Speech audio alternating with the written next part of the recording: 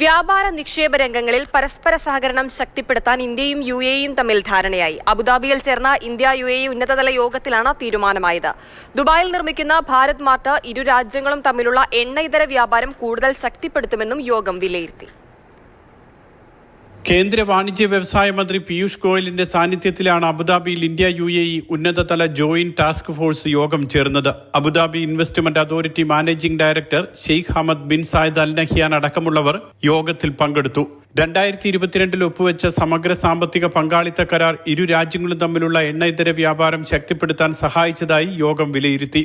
നടപ്പ് സാമ്പത്തിക വർഷത്തിന്റെ ആദ്യ പകുതിയിൽ എണ്ണ ഇതര വ്യാപാരത്തിൽ 34% വർധനയുണ്ടായി. ദുബായിൽ നിർമ്മാണം പുരോഗമിക്കുന്ന ഭാരത് മാർട്ട് യാഥാർത്ഥ്യമാകുന്നതോടെ വ്യാപാര നിക്ഷേപ രംഗം കൂടുതൽ ശക്തിപ്പെടും.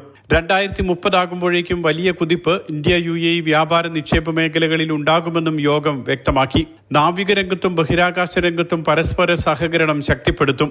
ഇരു രാജ്യങ്ങളിലെയും നിക്ഷേപകർ നിലവിൽ നേരിടുന്ന വിവിധ വിഷയങ്ങളും പരിഹാര മാർഗങ്ങളും യോഗം ചർച്ച ചെയ്തു. ലോകത്തിലെ ഏറ്റവും വലിയ സാമ്പത്തിക ശക്തിയാകാനുള്ള കുതിപ്പിലാണ് ഇന്ത്യയെന്നും ഇക്കാര്യത്തിൽ യുഎഇയുമായുള്ള ബന്ധം നിർണായകമാണെന്നും യോഗത്തിന് ശേഷം പീയൂഷ് ഗോയൽ പറഞ്ഞു.